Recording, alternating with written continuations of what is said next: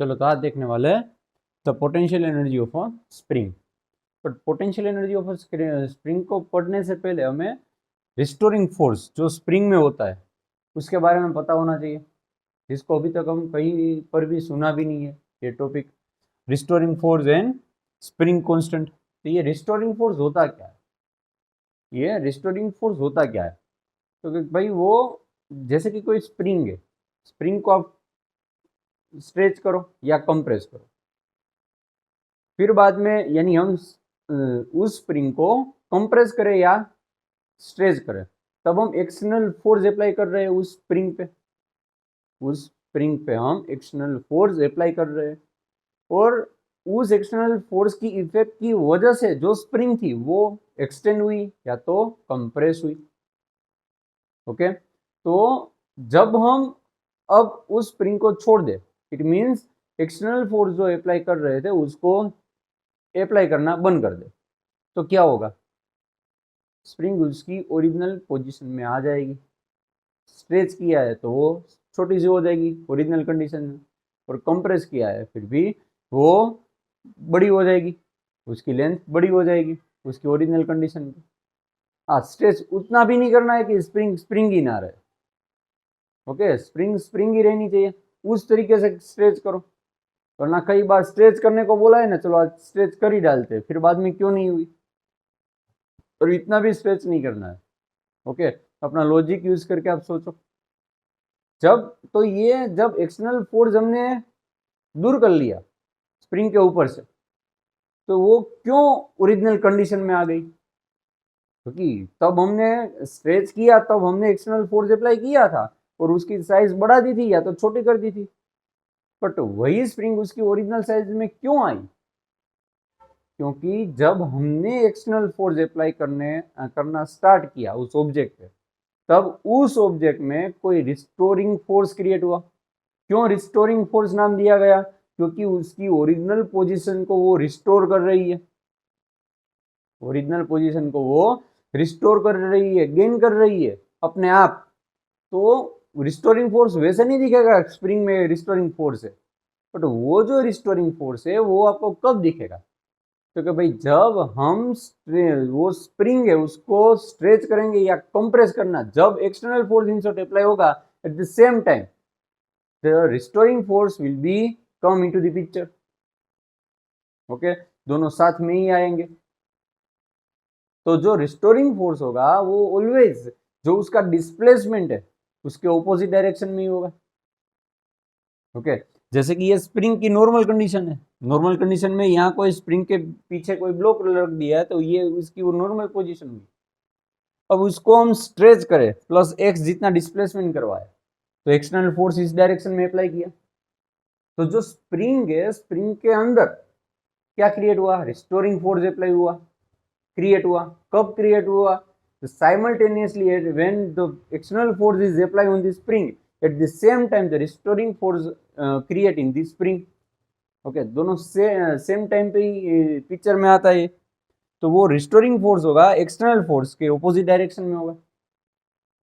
Okay, जब वो spring extend हो रही है तो रिस्टोरिंग फोर्स आउटवर्ड डायरेक्शन में है, तो sorry external force outward direction में, तो रिस्टोरिंग फोर्स इनवर्ड डायरेक्शन में, उसके ऑपोजिट डायरेक्शन में।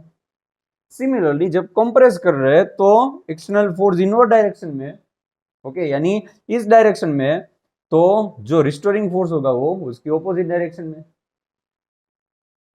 ओके, समझ में आई कंडीशन? तो आगे पढ़ लेते एक बार restoring force and spring constant. When a spring is stretched और compressed from its normal position x is equal to 0 centimeter या metre by a small distance x, then the restoring force is produced in the spring to bring it to normal position। Okay, एक और बार देख लेते हैं। when spring is stretched or compressed from its normal position x is equal to 0 और x is equal to 0 metre या centimetre by a small distance x, then the restoring force is produced in the spring to bring it to the normal position. Okay, चलो, तो अब ये जो restoring force है वो कैसा फोर्स है? वो एक वेरिएबल फोर्स है। हम वेरिएबल फोर्स की बारे में कई चीज पढ़ चुके हैं अभी तक। तो ये स्प्रिंग में जो रिस्टोरिंग फोर्स क्रिएट होता है वो कैसा फोर्स है? वो वेरिएबल फोर्स है। ओके, वेरिएबल फोर्स का एक सॉलिड एग्जांपल है। तो हुक्स नाम के साइंटिस्ट हुए थे, उसने उसके ऊपर एक लॉ दिया, हुक्स लॉ कहते हैं उसे। ये जो रिस्टोरिंग फोर्स है is directly proportional to the displacement. जो डिस्प्लेसमेंट करवाया, या तो स्ट्रेच किया या तो कंप्रेस किया, उसके ऊपर डायरेक्टली प्रोपोर्शन है। ओके, तो कि भाई according to the Hooke's law this restoring force is proportional to the displacement x. उसके डायरेक्टली जब यानी एक्स की वैल्यू बढ़ेगी तो रिस्टोरिंग फोर्स की भी वैल्यू बढ़ जाएगी, एक्स की वैल्यू डिक्रीज होगी तो रिस्टोरिंग फोर्स की भी वैल्यू डिक्रीज हो जाएगी। यानी इस तरह के फोर्स को हम बोलते हैं वेरिएबल फोर्स। ये वेरिएबल फोर्स हुआ रिस्टोरिंग फोर्स, स्प्रिंग के अंदर दिख रहा है वो। तो it's direction is always opposite to the displacement. जो डिस्प्लेसमेंट होगा उसकी ऑपोजिट डायरेक्शन में ही किसकी वैल्यू मिलेगी आपको? ये जो रिस्टोरिंग फोर्स है उसकी डायरेक्शन मिलेगी। यानी हुक्स लॉ से हमें मैग्नीट्यूड मिल रहा है of the restoring force. Restoring force का मैग्नीट्यूड मिल रहा है। क्या है, एक और बार देख लेते हैं। According to the Hooke's law the restoring force is proportional to the displacement x and its direction is always opposite to the displacement.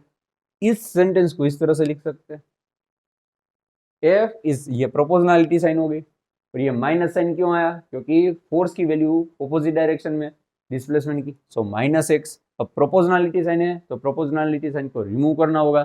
अब जब रिमूव करेंगे प्रोपोर्शनलिटी साइन को तब वहां पे कोई कांस्टेंट डालना होता है, तो वो कांस्टेंट डाल दिया के, माइनस के एक्स।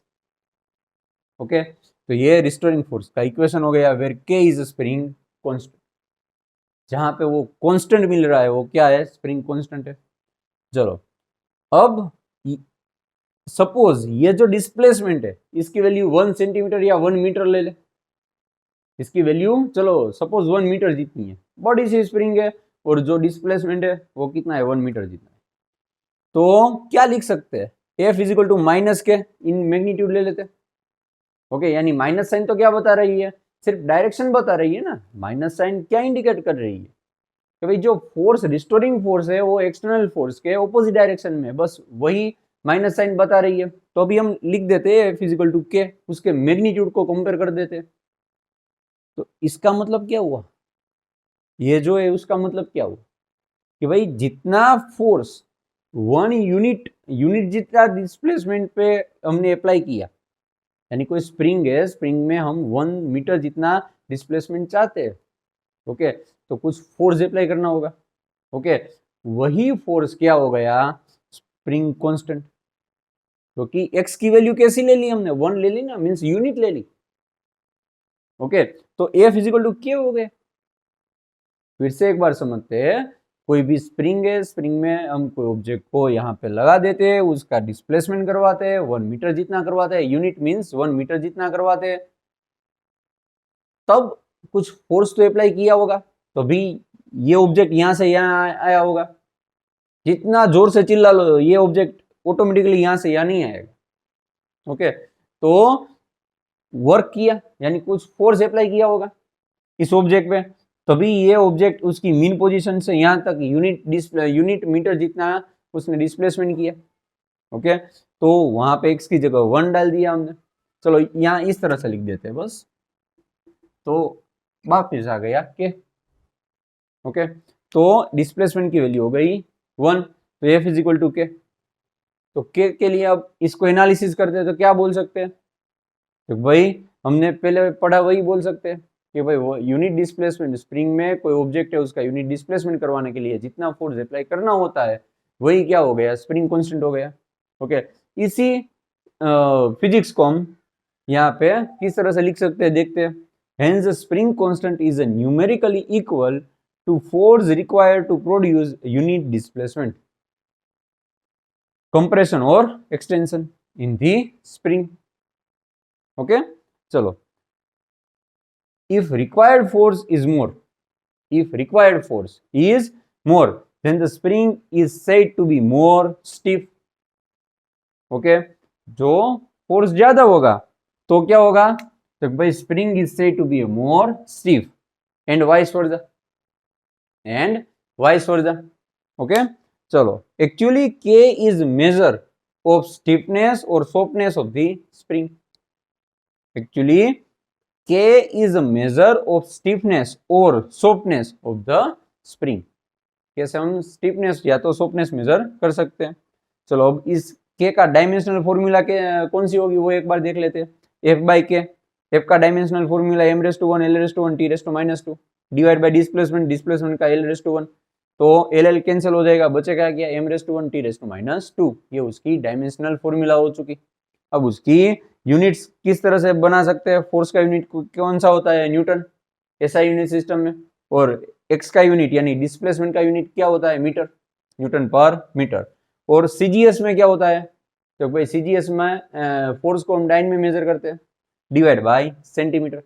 ओके, तो आज हमने पहला पार्ट सीखा, ये रिस्टोरिंग फोर्स और ये स्प्रिंग कांस्टेंट क्या था हमें पता नहीं था। ओके, फोर्स पता होने के बाद ही हम पोटेंशियल एनर्जी फाइंड कर सकते हैं, क्योंकि work done is equal to force into displacement. Okay, इसलिए ये पहला पार्ट कंप्लीट हुआ। रिस्टोरिंग फोर्स मींस कैसा फोर्स है, तो रिस्टोरिंग फोर्स एक वेरिएबल फोर्स है, ये भी आपको याद रखना है। स्प्रिंग में जो दिखने को मिल रहा है मिलता है ये रिस्टोरिंग फोर्स, वो कैसा फोर्स है, तो भाई एक एग्जांपल है वेरिएबल फोर्स का। तो ये बात की हमने रिस्टोरिंग फोर्स और स्प्रिंग कांस्टेंट की।